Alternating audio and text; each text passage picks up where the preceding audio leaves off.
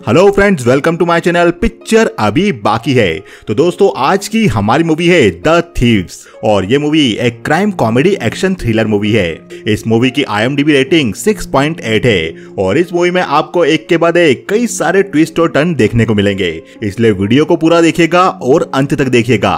तो मूवी की शुरुआत में हम येनी नाम की लड़की और उसकी मॉम च्युइंगम को देखते हैं। ऑफिस के अंदर जाकर ये दोनों ही येनी के बॉयफ्रेंड से मिलते हैं, जो कि काफी अमीर था। आगे हमें मूवी में दो लड़कों को बताया जाता है जिनका नाम पॉपी और जमपानो होता है। ये दोनों ही लड़के एक बिल्डिंग के ऊपर जा रहे होते हैं। दूसरी तरफ च्युइंगम येनी के बॉयफ्रेंड से सवाल करती है, तो ये बिल्डिंग तुम्हारी ही है? तब येनी का बॉयफ्रेंड कहता है, हाँ, मेरे पिता की डेथ के बाद ये बिल्डिंग मेरी हो गई है। च्युइंगम येनी के बॉयफ्रेंड से पूछती है, क्या मैं तुम्हारा कलेक्शन देख सकती हूँ? तब येनी का बॉयफ्रेंड इस बारे में सोचकर कहता है, हाँ चलिए, आप चल सकती हो। आगे येनी का बॉयफ्रेंड च्युइंगम को अपने साथ ले जाने लगता है अपनी महंगी आर्ट का कलेक्शन दिखाने। तब येनी अपने बॉयफ्रेंड के ऑफिस में रुककर इंतजार करने का तय करती है और च्युइंगम और अपने बॉयफ्रेंड के जाते ही येनी अपने कपड़े उतारकर काली पैंट और काली टी शर्ट में आ जाती है। येनी भी अपना माइक्रोफोन पहनते हुए पॉपी को कहती है, चलो काम शुरू करें। तब पॉपी के पास एक गन होती है जिससे वो हवा में फायर करता है। जिस गन से रस्सी पॉपी जिस बिल्डिंग पर मौजूद था उससे लेकर दूसरी बिल्डिंग तक पहुंच जाती है और वो रस्सी सीधे उस ऑफिस तक पहुंचती है जहां पर येनी मौजूद थी। येनी उस रस्सी की मदद से बिल्डिंग की छत तक पहुंच जाती है और बिल्डिंग के ऊपर पहुंचकर येनी वहां के वेंटिलेशन फैन को ऑफ कर देती है।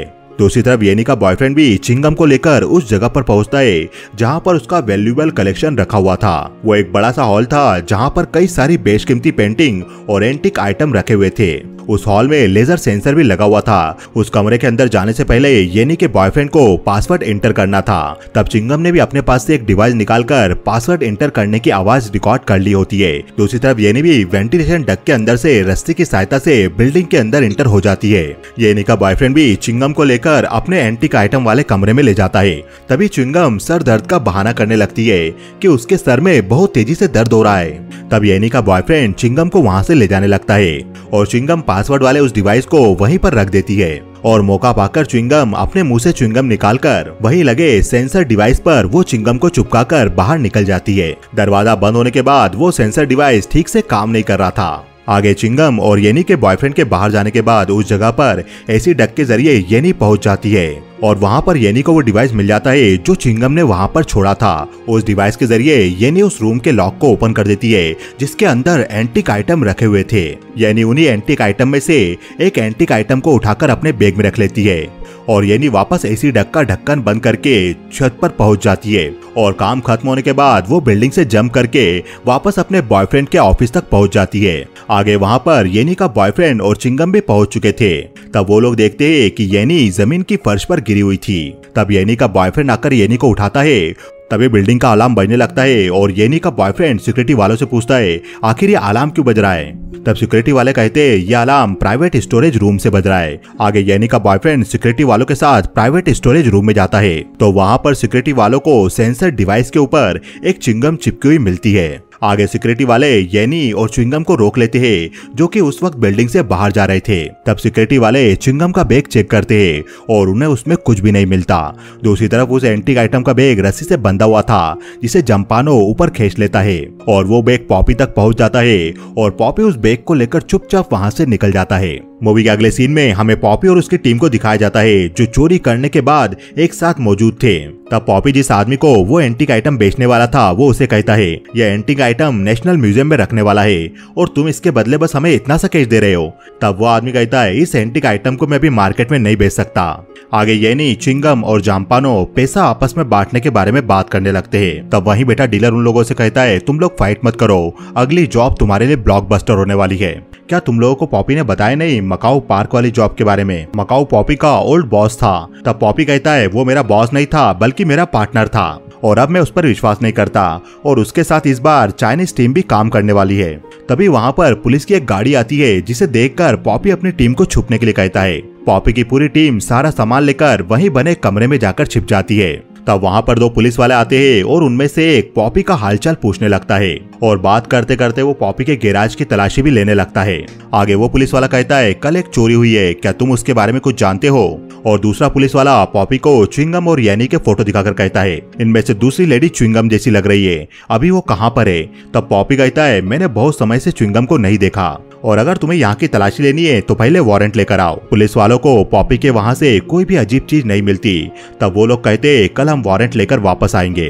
पुलिस के जाने के बाद पॉपी अपनी टीम से कहता है अब हमारा कोरिया में रहना सेफ नहीं रहेगा, मेरे पास एक आइडिया है, हमें यहाँ से निकलना होगा एक दूसरी बड़ी चोरी के लिए। येनी कार लेकर जेल जाएगी पेप्सी को लेने, उसकी पैरोल मंजूर हो चुकी है। पेप्सी नाम की लड़की जेल में बंद थी जो कि पॉपी के साथ ही पहले चोरी का काम किया करती थी। आगे येनी जेल के बाहर इंतजार कर रही थी, तभी पेप्सी जेल से बाहर आती है। आगे पेप्सी पॉपी और उसकी टीम से मिलती है और उसके बाद पॉपी पेप्सी को लेकर अकेले में बात करने चला जाता है। एक्चुअल में पेप्सी और पॉपी दोनों ही मकाऊ पार्क नाम के आदमी से किसी बात का बदला लेना चाहते थे और इसीलिए वो उसके एक बड़े चोरी के प्लान में शामिल होने जा रहे थे। आगे हमें एक चाइनीज गैंग के बारे में बताया जाता है जिस गैंग का लीडर चेन नाम का आदमी होता है और चेन और उसकी गैंग इस समय एक ज्वेलरी शॉप को लूटने के लिए उसके अंदर घुसी हुई थी। तभी ज्वेलरी शॉप के बाहर कुछ पुलिस वाले आ जाते हैं, उन्हें वहाँ के स्टाफ ने कॉल करके बुला लिया था। तभी बाहर आकर स्टाफ की एक लेडी कहती है हमने आपको गलती से फोन लगा दिया था। तब पुलिस वहाँ से निकल जाती है और चेन और उसकी गैंग ज्वेलरी शॉप का पैसा लूटकर निकल जाती है। चेन की गैंग भी मकाऊ के प्लान में पॉपी की गैंग के साथ काम करने वाली थी। मूवी के अगले सीन में चेन की गैंग उस जगह पर पहुंचती है जहां पर उन्हें मकाऊ ने बुलाया था। उस जगह पर पहले से ही पॉपी, येनी और जेम्पानो बैठे हुए थे। आगे उन सभी से आकर मकाऊ पार्क नाम का वही आदमी मिलता है।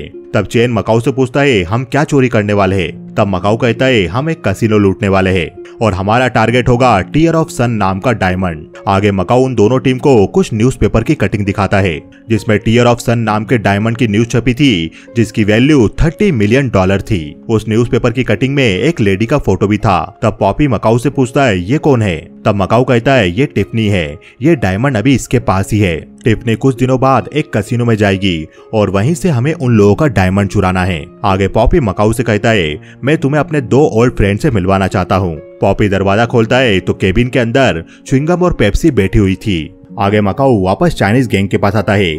तब चाइनीज गैंग का लीडर चेन मकाऊ से कहता है तुम मैडम टिफनी को लूटना चाहते हो जो वेई होंग की मालकिन है। तब मकाऊ कहता है तो इसमें इतनी डरने वाली बात क्या है। तब चेन का आदमी एंड्रू कहता है वेई होंग बहुत ही खतरनाक आदमी है और उसका डायमंड लूटना मतलब हमारी डेथ है।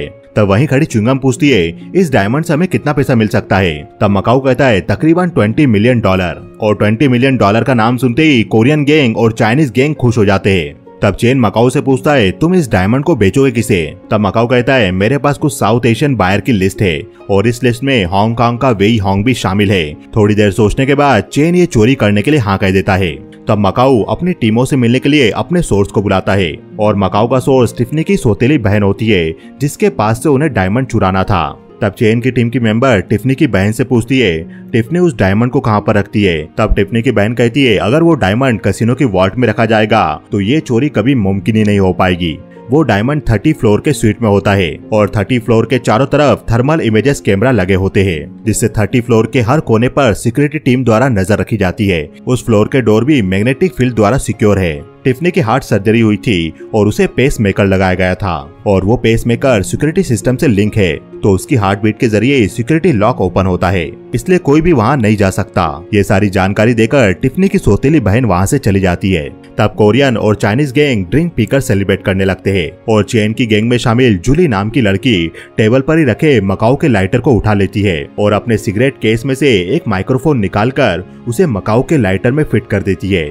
आगे मूवी में हमें 4 साल पहले का समय बताया जाता है जब कोरिया के सियोल में पेप्सी और मकाऊ ने कई सारे सोने के बिस्किट की चोरी की थी। जब चोरी करने वाली जगह से बाहर निकलने का समय आता है तब मकाऊ पेप्सी को किस करने लगता है और उसके बाद मकाऊ केबल के जरिए नीचे जाने लगता है। तभी मकाऊ जिस केबल के जरिए नीचे जा रहा था वो अचानक टूट जाती है। ये देखकर पेप्सी घबराकर नीचे जाकर मकाऊ को देखने जाती है पर तभी उसे एहसास होता है कि बिल्डिंग के सीसीटीवी फुटेज में उसका चेहरा आ चुका है। ये देखकर पेप्सी वहाँ से निकल जाती है। आगे पेप्सी एक जगह पर बैठी होती है तभी वहाँ उसके पास पॉपी आता है और पेप्सी पॉपी से पूछती है क्या उसे पुलिस ने पकड़ लिया। तब पॉपी कहता है नहीं, उसे नहीं पकड़ा। ये सुनकर पेप्सी चेन की सांस लेती है और वो पॉपी से कहती है अगर उसे पकड़ा नहीं गया तो उसने हमें कॉल क्यों नहीं किया। तब पॉपी कहता है जो गोल्ड उसके पास था उसकी कीमत $3 मिलियन है तो वो हमें कॉल क्यों करने लगा। ये सुनकर पेप्सी समझ जाती है कि मकाऊ ने उन लोगों को धोखा दिया है और वो $3 मिलियन का गोल्ड लेकर भाग गया है। आगे पॉपी न्यूज देख रहा होता है और न्यूज में बताया जा रहा था कि गोल्ड की चोरी करने वाले चोर की फोटो सीसीटीवी फुटेज में आ चुकी है और ये फोटो पेप्सी की थी। तभी पॉपी के घर पर पेप्सी आती है। तब पॉपी पेप्सी से मिलता है और कहता है अब 14 दिन हो चुके हैं। तब पेप्सी कहती है वो वापस नहीं आने वाला और वो पॉपी के गले लगने लगती है। ये देखकर पॉपी भी पेप्सी को किस करने लगता है, पर पेप्सी अपने आप को छुड़वा लेती है और वो कहती है तुम मुझे पुलिस स्टेशन तक छोड़ दो, मैं सरेंडर करने वाली हूँ। और उसके बाद चोरी के इल्जाम में पेप्सी को जेल हो जाती है। अब मूवी में हमें मकाऊ नाम की जगह के बारे में बताया जाता है जहां मकाऊ पार्कर की टीम चोरी को अंजाम देने वाली थी। आगे वो सभी मीटिंग कर रहे होते हैं, तब मकाऊ उन सभी को उनका काम समझाता है। मकाऊ कहता है चैन और चिंगम तुम लोगों को जापानीज कपल बनकर कसिनो में जाना होगा और वहां पर गेम खेलना होगा। एंड्रू को कसिनो में घूमते रहकर स्टाफ के बारे में पता लगाना होगा। जब टिफनी डायमंड के साथ कसिनो में आएगी तब पॉपी तुम्हें उस पर नजर बनाए रखनी होगी।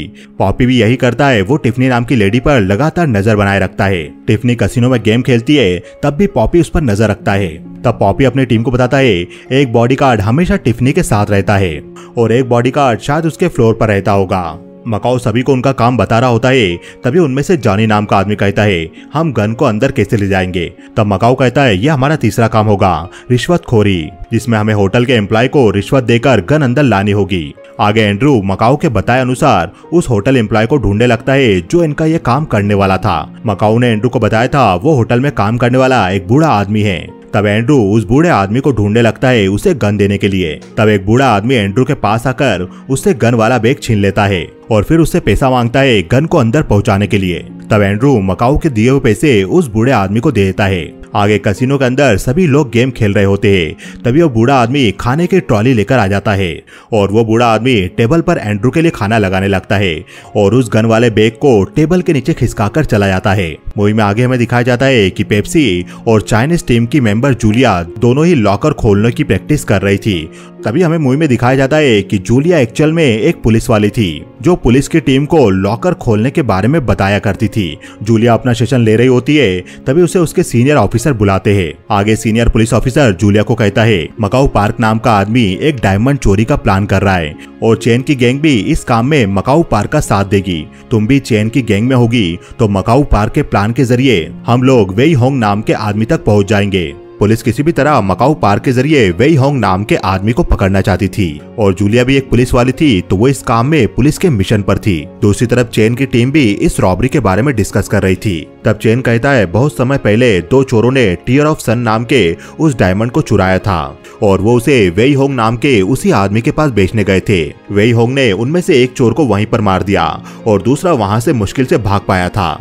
इसलिए मुझे मकाऊ पार्क के प्लान पर ट्रस्ट नहीं है। हम सिर्फ टिफनी नाम की उस लेडी के केस को लूटेंगे जो लेकर वो कसिनो में जुआ खेलने आती है। अब आगे सभी लोग अपने चोरी के प्लान पर काम करने लगते हैं। चैन और चिंगम टिफनी के साथ जुआ खेल रहे होते हैं। तभी होटल का स्टाफ आकर उन दोनों को बताता है आपका स्वीट रेडी हो चुका है। ये सुनकर चिंगम चैन से कहती है अब हम थोड़ी देर जाकर रूम में आराम करेंगे। आगे पॉपी और मकाऊ कसिनो में मौजूद होते हैं और वो एक दूसरे से बहस करने लगते हैं। तब मकाऊ पॉपी को मारने लगता है जिससे सिक्योरिटी टीम का ध्यान भटक जाता है और सीसीटीवी कैमरा फुटेज को देखने वाली टीम कसिनो के वीडियो फुटेज को देखने लगती है। दूसरी तरफ जंपानो भी एक ट्रॉली लेकर होटल स्टाफ की ड्रेस में होटल में एंटर हो जाता है। होटल के दूसरे हिस्से में पहुंच जाता है जो हिस्सा सभी के लिए बंद रखा गया था। आगे मूवी में हमें दूसरा सीन बताया जाता है जहां पर पेप्सी एक जगह पर जाकर एक पैकेज मांगती है जो उसने कोरिया से मंगवाया था। तब शॉपकीपर पेप्सी को वो पैकेज दे देता है। दूसरी तरफ हमें चैन और चिंगम को दिखाया जाता है जो कि अपने स्वीट में थे और बातों ही बातों में चैन चिंगम को बताता है कि मैंने भी वेई होंग नाम के उस आदमी को देखा है जो काफी खतरनाक है। एक बार मैंने और मेरे पार्टनर ने टीयर ऑफ द सन नाम के इसी डायमंड को चुराया था और हम उसे वेई होंग को बेचना चाहते थे, इसलिए हम बुसान आ गए थे। पर वेई होंग अपनी गन निकालकर चैन के सामने ही उसके पार्टनर को मार देता है और चैन चिंगम को कहता है मैं बहुत बुरा आदमी हूँ, मैं अपने दोस्त को नहीं बचा पाया। तब चिंगम कहती है तुम बहुत ही अच्छे आदमी हो और चिंगम चैन को किस करने लगती है। आगे मूवी में हमें दिखाया जाता है कि चोरी के लिए सभी लोग अपनी अपनी पोजीशन पर पहुंच जाते हैं। जंपानो बिल्डिंग के ऊपर होता है और वो वहां से नीचे की तरफ केबल डालता है। तब 20वें फ्लोर पर मौजूद चैन और चिंगम के स्वीट में येनी आती है और येनी जंपानो द्वारा भेजी गई केबल को अपने शरीर पर अटैच कर लेती है और उसके बाद येनी बिल्डिंग पर चढ़कर 30वें फ्लोर पर पहुंचने की कोशिश करती है जो कि टिफनी का फ्लोर था जहां पर वो डायमंड रखा हुआ था। और होटल के अंदर पेप्सी, जूलिया और पॉपी भी 30वें फ्लोर पर जाने लगते हैं और 30वें फ्लोर पर पहुंचकर वो टिफनी के बॉडीगार्ड पर गन अड़ा देते हैं दूसरी तरफ चेन के आदमी जॉनी और एंड्रू भी होटल स्टाफ पर गन अड़ाकर होटल सर्वेलेंस रूम को अपने कब्जे में ले लेते हैं और वो लोग होटल की लाइट्स बंद कर देते हैं। दूसरी तरफ येनी भी 30 फ्लोर का शीशा तोड़कर टिफनी के फ्लोर के अंदर एंटर हो जाती है और येनी मैग्नेटिक फील्ड वाला लॉक जो टिफनी की हार्ट बीट से ओपन हुआ करता था उस पर एक डिवाइस लगा देती है ताकि मैग्नेटिक फील्ड कनेक्ट रहे और येनी धीरे से उस दरवाजे को ओपन कर देती है, जिससे पेप्सी, जूलिया और पॉपी तीनों टिफनी के स्वीट के अंदर एंटर हो जाते हैं। कसिनो के अंडरग्राउंड वॉल्ट की लाइट भी जा चुकी थी जो जनरेटर के द्वारा वापस चालू कर दी जाती है। तब वो सिक्योरिटी ऑफिस अपनी टीम को कहता है सारे डोर सील कर दो, 10 मिनट के अंदर यहाँ पर पुलिस पहुंच जाएगी। तब वहाँ पर होटल के स्टाफ में काम करने वाला एक बूढ़ा आदमी भी मौजूद था और वो सिक्योरिटी ऑफिसर से कहता है क्या मैं यहाँ से जा सकता हूँ? तब वो सिक्योरिटी ऑफिसर उसे कहता है कोई भी यहाँ से नहीं जा सकता। दूसरी तरफ टिफनी के 30 फ्लोर पर पेप्सी और जूलिया को 2 वॉल्ट मिलती है। तब पेप्सी और पॉपी उनमें से एक वॉल्ट को खोलने लगते हैं और जूलिया दूसरी वॉल्ट को खोलने लगती है। आगे हमें कसिनो का सीन दिखाया जाता है जहाँ पर चेन और चिंगम टिफनी के साथ जुआ खेल रहे थे और जुए में हारने के बाद चेन अपनी गन निकालकर वहां मौजूद सभी स्टाफ को एक तरफ खड़े रहने के लिए कहता है। तब चिंगम चेन से कहती है चेन तुम ये क्या कर रहे हो? तब चेन कहता है तुम टिफनी का कैश का बैग उठाओ। दूसरी तरफ पेप्सी टिफनी के रूम के अंदर मौजूद वॉल्ट को ओपन कर देती है पर उस वॉल्ट के अंदर उन्हें सिर्फ पैसे मिलते, वहाँ पर कोई भी डायमंड मौजूद नहीं था। होटल के बाहर जूलिया ने पहले से पुलिस को बुला रखा था। तभी पुलिस की वैन के पास एक लेडी आती है और वो लेडी पुलिस ऑफिसर को एक पैकेज देकर कहती है किसी ने ये आपके लिए भेजा है। पुलिस उस पैकेट को ओपन करके देखती है तो उसके अंदर मकाऊ पार्कर का वही लाइटर था जिसमें जूलिया ने माइक्रोफोन लगा रखा था मकाऊ पार्कर की बात सुनने के लिए। यह देखकर पुलिस को पता चल जाता है कि मकाऊ पार्कर को पहले से पता था कि जूलिया पुलिस की आदमी है। दूसरी तरफ टिफनी के स्वीट के अंदर जूलिया दूसरा लॉकर ओपन कर देती है पर वो लॉकर पूरी तरह से खाली था, उसके अंदर कुछ भी नहीं था। और आगे हमें वापस वॉल्ट रूम का सीन दिखाया जाता है जहाँ पर वो बूढ़ा आदमी अभी भी मौजूद था। वो बूढ़ा आदमी वॉल्ट रूम की वॉल्ट के पास बैठकर खाना खा रहा होता है और वो अपना हाथ बढ़ाकर वहीं बने सेफ को ओपन करने लगता है। तब वहाँ मौजूद सभी सिक्योरिटी वाले सीसीटीवी कैमरा पर नजर रख रहे थे। तब तक वो बूढ़ा आदमी उस सेफ को ओपन करके उसमें से टिफनी का डायमंड निकालकर अपनी प्लेट में रख देता है। आगे हमें मूवी में एक लेडी को बताया जाता है जो मकाऊ की टीम को मैसेज करती है और सभी के पास एक मैसेज पहुंचता है डायमंड को भूल जाओ, होटल से निकलकर अपनी जान बचाओ। यह मैसेज मकाऊ की पूरी टीम के पास पहुंच जाता है और वो समझ जाते हैं कि मकाऊ ने उन्हें धोखा दिया है। आगे वो सभी लोग होटल से बाहर निकलने का रास्ता ढूंढने लगते हैं। पुलिस को बाहर आता देखकर वॉल्ट रूम के अंदर मौजूद ऑफिसर भी वॉल्ट रूम के अंदर मौजूद उस बूढ़े आदमी को बाहर ले जाने लगता है जिसने वो डायमंड चुरा लिया था और येनी भी होटल स्टाफ के कपड़ों में होटल से बाहर जाने लगती है। तभी येनी को सिक्योरिटी वाले रोक लेते हैं। जंपानो भी वहां से गुजर रहा था। तब जंपानो येनी को बचाने के लिए सिक्योरिटी वालों के सामने आता है और येनी को आई लव यू कहकर वहां से भाग जाता है। सिक्योरिटी वाले भी उसका पीछा करने लगते हैं और येनी बच जाती है। काफी देर पीछा करने के बाद सिक्योरिटी वाले जंपानो को पकड़ लेते हैं। होटल से निकलते वक्त एंड्रू को भी सिक्योरिटी वाले पकड़ लेते हैं। तब वहां से पेप्सी, जूलिया और पॉपी भी निकल रहे थे तो सिक्योरिटी वाले उन्हें भी वहीं रुकने के लिए कहते हैं। यह सुनते ही पॉपी वहां से भागने लगता है और दूसरी तरफ चेन और चिंगम को भी पार्किंग एरिया में सिक्योरिटी वाले रोक लेते हैं। तब चेन अपनी गन निकालकर सिक्योरिटी वालों पर फायरिंग करने लगता है। तब चेन को वहीं पर एक कपल नजर आता है तो चेन उन्हें बंदूक दिखाकर उनसे उनकी गाड़ी की चाबी मांगता है और चेन चिंगम को लेकर पार्किंग एरिया से गाड़ी भगाने लगता है।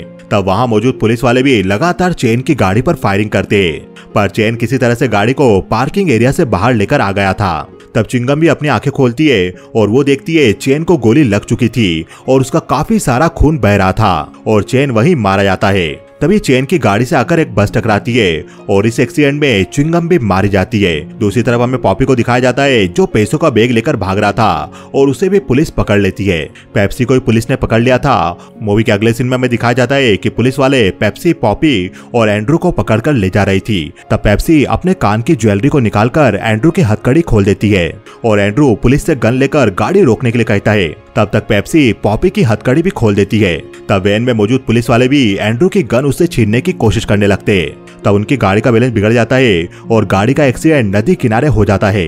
गाड़ी नदी में गिरने वाली थी। तब मौका पाकर एंड्रू और पॉपी वहां से भाग जाते हैं और पुलिस वाले भी उनका पीछा करने लगते हैं। पर पेप्सी ने अपनी हथकड़ी अभी भी नहीं खोली थी। जिस ज्वेलरी से पेप्सी ने हथकड़ी खोली थी वो कहीं गिर गया था और पेप्सी जिस वैन में थी वो वैन पानी में जा गिरती है। पेप्सी भी वैन के साथ पानी में जा चुकी थी और वो सांस नहीं ले पा रही थी। तभी पानी के अंदर पेप्सी को वही बूढ़ा आदमी नजर आता है जिसने वो डायमंड चुराया था। वो आदमी किसी तरह आकर पेप्सी को बचा लेता है। मूवी के अगले सीन में पेप्सी को होश आता है तो वो किसी होटल में थी। पेप्सी उस होटल से बाहर निकलती है, तभी उसे एक बच्चा आकर एक पेपर देता है। उस पेपर में एड्रेस लिखा हुआ था तो पेप्सी उस एड्रेस पर पहुंचती है तो वहां पर उसे पॉपी मिलता है। तब पेप्सी येनी से पूछती है च्युइंगम कहाँ पर है। तब येनी कहती है वो नहीं रही। मूवी के अगले सीन में जूलिया और उसकी टीम को पता चलता है कि जो होटल में बूढ़ा आदमी काम किया करता था एक्चुअल में वही मकाऊ था। और पुलिस टीम को यह भी पता चल जाता है कि मकाऊ इस वक्त हांगकांग में है। आगे हमें डायमंड चुराने वाले उस बूढ़े आदमी के बारे में बताया जाता है जो कि हांगकांग में पहुंच चुका था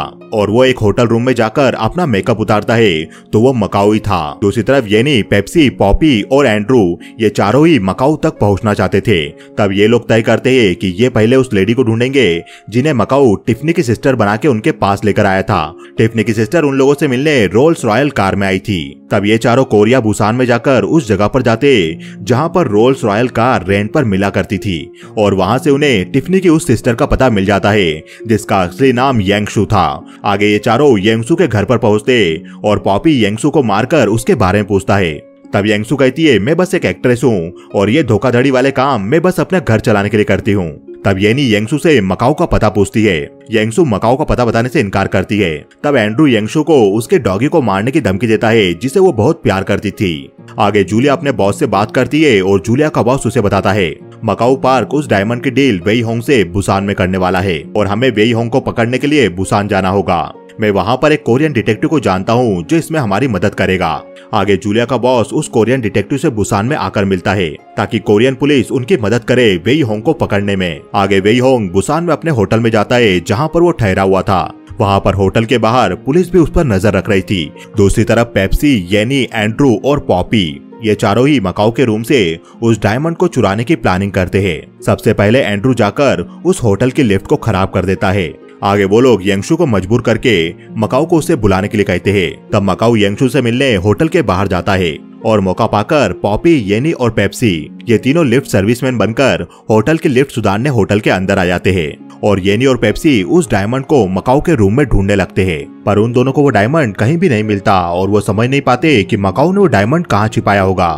तभी पेप्सी को एक बात याद आती है कि जब चोरी से पहले वो मकाऊ से मिलने गई थी तब मकाऊ किसी से फोन पर बात कर रहा था कि उसे बुसान में 2 रूम चाहिए। ये याद करके पेप्सी समझ जाती है कि मकाऊ ने उस होटल में 2 रूम ले रखे थे। आगे पेप्सी उसी रूम के पास वाले रूम में जाती है जो रूम बंद था और उसे देखकर पेप्सी समझ जाती है कि ये रूम भी मकाऊ का ही होगा। दूसरी तरफ मकाऊ यांगशु से एक रेस्टोरेंट में मिलने जाता है और पॉपी की टीम ने यांगशु को काम सौंपा था कि वो किसी भी तरह से मकाऊ से डायमंड के बारे में पता करे। यांगशु और मकाऊ आपस में बात कर रहे थे तब उनकी बातों को माइक्रोफोन के जरिए पेप्सी, पॉपी और येनी भी सुन रहे थे।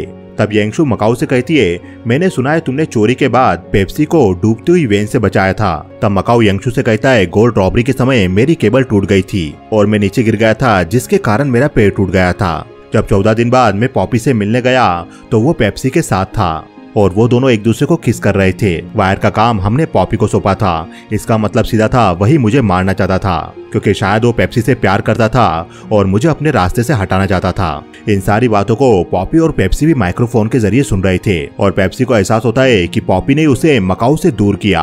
आगे यांगशु मकाऊ से सवाल करती है तुम डायमंड कहाँ पर बेचने वाले हो। ये सुनकर मकाऊ को यांगशु पर शक होता है और वो उसके बाल हटाकर देखता है तो यांगशु के कान में माइक्रोफोन लगा हुआ था। मकाऊ समझ जाता है कि यांगशु पॉपी की टीम के साथ मिली हुई है और मकाऊ यांगशु का फोन उठाता है जिसपे कॉन्फ्रेंस कॉल लगी हुई थी। तब मकाऊ बिना घबराए पॉपी और पेप्सी से बात करने लगता है। तब कॉल पर पेप्सी पॉपी से पूछती है सच बताओ क्या तुमने ही मकाऊ की केबल काटी थी। तब पॉपी कहता है ये सब फालतू बकवास छोड़ो और उस डायमंड को ढूंढो। तब पेप्सी को अपनी आंखों के सामने स्टैंडलियर में वो डायमंड रखा हुआ नजर आ रहा था और पेप्सी बिना उस डायमंड को लिए रूम से निकल जाती है। बाहर येनी खड़ी हुई थी और वो पेप्सी से कहती है मुझे पता है इस रूम के अंदर ही डायमंड है इसलिए दरवाजा वापस खोलो। तब पेप्सी कहती है अगर तुम खोल सको तो खोल दो और ऐसा कहकर पेप्सी वहाँ से निकल जाती है और मकाऊ उन लोगों से फोन पर कहता है तो तुम लोग मेरे रूम पर डायमंड चुराने आए हो, तुम्हें जो भी करना है जल्दी करो और वहाँ से 5 मिनट में निकल जाओ क्योंकि वहाँ पर अब बहुत ही खतरनाक आदमी आने वाला है। ऐसा कहकर मकाऊ फोन फेंक देता है और तभी वहाँ पर एक वैन आ जाती है जिसके अंदर मकाऊ बैठ जाता है। दूसरी तरफ येनी किसी तरह से उस रूम के अंदर पहुंच जाती है और वो डायमंड को ढूंढने लगती है। मकाऊ भी वेई होंग और उसके आदमी के साथ उस होटल पर वापस आ गया था जहाँ पर वो डायमंड की डील करने वाला था। येनी उस रूम के अंदर ही मौजूद थी और उसे भी शैंडलियर पर वो डायमंड दिखाई दे जाता है। तब येनी उस डायमंड को उठाकर उसकी जगह नकली डायमंड रख देती है, पर उससे पहले येनी कॉल उस रूम के सीलिंग बेसमेंट में छिप जाती है और तब तक मकाऊ भी वेई होंग के आदमी के साथ उस रूम तक पहुंच गया था और तब वहां पर वेई होंग भी पहुंच चुका था। तब मकाऊ वेई होंग के आदमी को उस डायमंड के बारे में बता देता है जो कि शैंडलियर पर रखा हुआ था। आगे वेई होंग के आदमी उस डायमंड को चेक करने लगते हैं। तब वेई होंग मकाऊ से कहता है, मैं इस होटल के इस रूम में पहले भी आ चुका हूँ 2 चोरों के साथ डील करने के लिए। तब मकाऊ कहता है, उस समय यहाँ 2 नहीं बल्कि 3 चोर थे। मकाऊ यहाँ पर उसी घटना का जिक्र कर रहा था जिसमें चैन के दोस्त को मार दिया गया था। चैन और उसका दोस्त वेई होंग के साथ डायमंड की डील करने इसी रूम में आए थे। तब वेई होंग ने चैन के दोस्त को मार दिया था और घबराकर चैन ने अपने दोस्त की जेब से वो डायमंड निकाल के वेई होंग को दे दिया था। तब वहाँ पर बेड के नीचे एक लड़का मौजूद था जो कि मकाऊ पार्क ही था और उस समय वेई होंग ने मकाऊ पार्क के पिता को ही मारा था। ये सुनकर वेई होंग कहता है, तो क्या वो तुम्हारे पिता ही थे? इससे क्या फर्क पड़ता है? तब मकाऊ पार्क कहता है, कोई बात नहीं, तुम अब पकड़े जाओगे। तभी उस डायमंड को चेक करने वाला वेई होंग को कहता है, ये डायमंड तो नकली है। ये सुनकर वेई होंग के आदमी मकाऊ पार्क पर गोलियां चलाने लगते हैं, पर मकाऊ पार्क उससे पहले ही बिल्डिंग की खिड़की से निकल गया था। तब वेई होंग के आदमी मकाऊ पार्क को बाहर पकड़ने जाने लगते हैं, पर तब तक बाहर पुलिस भी पहुंच चुकी थी। तब वेई होंग के आदमी पुलिस पर फायरिंग करने लगते हैं और वेई होंग वहां से निकलने लगता है। मकाऊ पार्क भी बिल्डिंग से बाहर भागने लगता है, तो वेई होंग के आदमी उसे भी ढूंढकर उस पर भी फायरिंग करने लगते हैं। दूसरी तरफ पॉपी अभी भी लिफ्ट के ऊपर येनी का इंतजार कर रहा था कि वो आकर उसे डायमंड देगी और येनी भी किसी तरह से सीलिंग बेसमेंट के जरिए पॉपी तक पहुंच जाती है और पॉपी के मांगने पर येनी उसे वो डायमंड फेंक कर दे देती है। आगे मकाऊ उस बिल्डिंग से बाहर जाने लगता है, तभी जूलिया उसे देख लेती है और वो भी उसका पीछा करने लगती है, पर मकाऊ वहाँ से पुलिस की गाड़ी लेकर भाग जाता है। दूसरी तरफ कोरियन और चाइनीज ऑफिसर भी वेई होंग को पकड़ लेते हैं, पर तभी कोरियन ऑफिसर चाइनीज ऑफिसर को मार देता है। वो भी वेई होंग के साथ मिला हुआ था और जाते समय वेई होंग उस कोरियन ऑफिसर को भी मार देता है। दूसरी तरफ येनी ने एंड्रू को बता दिया था कि पॉपी के पास वो डायमंड है। तब पॉपी बिल्डिंग से बाहर निकल जाता है, तो एंड्रू भी उसका पीछा करने लगता है और भागते भागते पॉपी एक कार से जा टकराता है। वो डायमंड की थैली गिर गई थी जिस पर से एक बाइक गुजर जाती है। तब एंड्रू देखता है कि वो डायमंड टूट चुका था। तब एंड्रू येनी कॉल को कहता है, शायद हम गलत डायमंड ले आए, और पॉपी को एहसास हो जाता है कि येनी ने उसे धोखा देकर उसे नकली डायमंड दिया और पॉपी वहीं पर मारा जाता है। दूसरी तरफ येनी भी सीलिंग बेसमेंट से बाहर निकल जाती है और हमें बताया जाता है कि जिससे पॉपी अपनी चोरी के माल की डील करता था, येनी ने उसे बोलकर पहले ही 2 नकली डायमंड मंगवा लिए थे, क्योंकि येनी को पॉपी पर भरोसा नहीं था कि वो उसे डायमंड में हिस्सा देगा। और येनी होटल की सीलिंग से गिर रहे पानी में नहाने लगती है।